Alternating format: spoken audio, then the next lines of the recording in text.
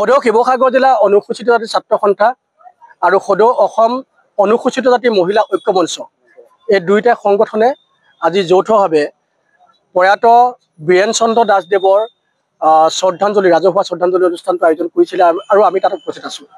তেখেতৰ প্ৰতিচ্ছবিত মাল্যাৰ্পণ কৰা হ'ল, বন্তি প্ৰজ্বলন কৰা হ'ল আৰু মৌন প্ৰাৰ্থনাৰে তেখেতৰ বিদেহী আত্মাৰ সদ্গতি কামনা কৰিছোঁ আৰু তেখেত য'তে আছে তাতে যাতে শান্তিত থাকে তাক আমি ভগৱানৰ ওচৰত প্ৰাৰ্থনা জনাইছোঁ।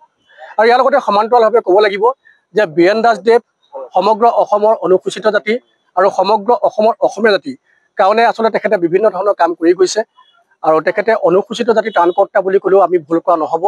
তেখেতে অনুসূচিত জাতিটোৰ বৃহত্তৰ স্বাৰ্থত আৰু অসমীয়া জাতিটোৰ বৃহত্তৰ স্বাৰ্থত বিভিন্ন ধৰণৰ কৰ্মৰাজিয়ে তেখেতৰ নিজৰ যি স্থিতি এই স্থিতি স্পষ্ট কৰি থৈ গৈছে। খুব কম সময়ত আমি তেখেতক লগ পালোঁ, কিন্তু সেই কম সময়ৰ ভিতৰতে তেখেতে এক আদৰ্শৰ ওপৰত নিজকে প্ৰতিষ্ঠা কৰিলে আৰু তেখেতে অনুসূচিত জাতিৰ প্ৰতিখন গাঁৱত শিৱসাগৰ জিলাৰ অনুসূচিত জাতিৰ প্ৰতিখন গাঁৱত তেখেতৰ যি অৱদান আগবঢ়াব লাগে সেই অৱদানসমূহ আগবঢ়াই থৈ গৈছে। তেখেত এজন সমাজ সংগঠক, তেখেত এজন ক্ৰীড়াবিদ আৰু তেখেতে সমগ্ৰ অসমীয়া জাতিটোক সংঘবদ্ধ হৈ কেনেকৈ আচলতে প্ৰাপ্য অধিকাৰ কৰিবৰ কাৰণে সংগ্ৰাম কৰিব লাগে তাৰ এক আচলতে পৰিৱেশ তেখেতে তৈয়াৰ কৰি থৈ গৈছে। তেখেতৰ আদৰ্শক জীয়াই ৰখাৰ আমি চেষ্টা কৰিম আৰু বীৰেন দাসদেৱ অমৰ হওক তাকে আমি কামনা কৰিছোঁ। সদৌ শিৱসাগৰ জিলা অনুসূচিত জাতি ছাত্ৰ সন্থা আৰু সদৌ অসম অনুসূচিত জাতি মহিলা ঐক্য মঞ্চৰ যৌথ সহযোগত আজি বীৰেন দাসদেৱৰ শ্ৰদ্ধাঞ্জলি অনুষ্ঠান অনুষ্ঠিত কৰা হ'ল।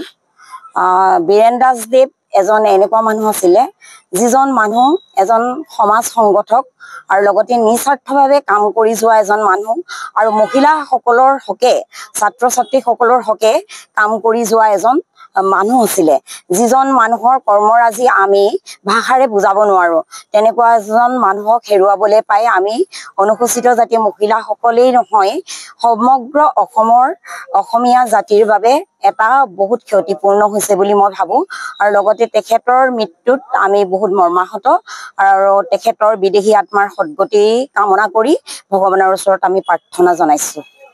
সদৌ শিৱসাগৰ জিলা অনুসূচিত জাতি ছাত্ৰ সন্থা আৰু সদৌ অসম অনুসূচিত জাতি মহিলা ঐক্য মঞ্চ এই দুইটা সংগঠনে আজি যৌথভাৱে প্ৰয়াত বীৰেন চন্দ্ৰ দাসদেৱৰ শ্ৰদ্ধাঞ্জলি ৰাজহুৱা শ্ৰদ্ধাঞ্জলি অনুষ্ঠানটো আয়োজন কৰিছিলে আৰু আমি তাত উপস্থিত আছোঁ। তেখেতৰ প্ৰতিচ্ছবিত মাল্যাৰ্পণ কৰা হ'ল, বন্তি প্ৰজ্বলন কৰা হ'ল আৰু মৌন প্ৰাৰ্থনাৰে তেখেতৰ বিদেহী আত্মাৰ সদ্গতি কামনা কৰিছোঁ আৰু তেখেত য'তে আছে তাতে যাতে শান্তিত থাকে তাক আমি ভগৱানৰ ওচৰত প্ৰাৰ্থনা জনাইছোঁ।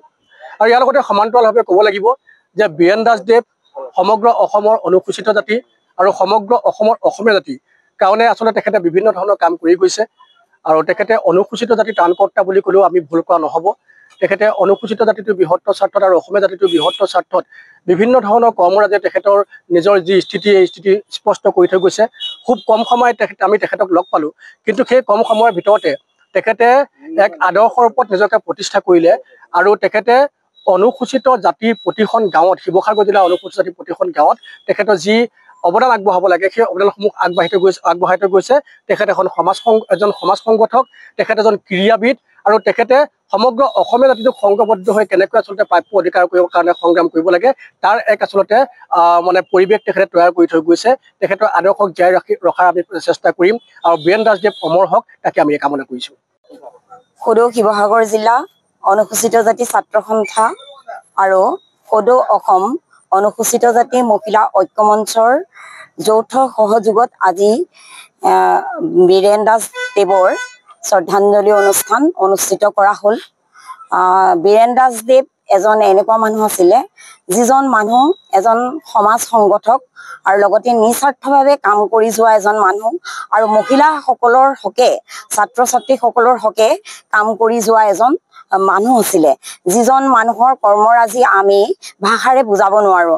তেনেকুৱা এজন মানুহক হেৰুৱাবলৈ পাই আমি অনুসূচিত জাতি মহিলাসকলেই নহয় সমগ্ৰ অসমীয়া জাতিৰ বাবে এটা বহুত ক্ষতিপূৰ্ণ হৈছে বুলি মই ভাবোঁ আৰু লগতে তেখেতৰ মৃত্যুত আমি বহুত মৰ্মাহত আৰু তেখেতৰ বিদেহী আত্মাৰ সদ্গতি কামনা কৰি ভগৱানৰ ওচৰত আমি প্ৰাৰ্থনা জনাইছোঁ।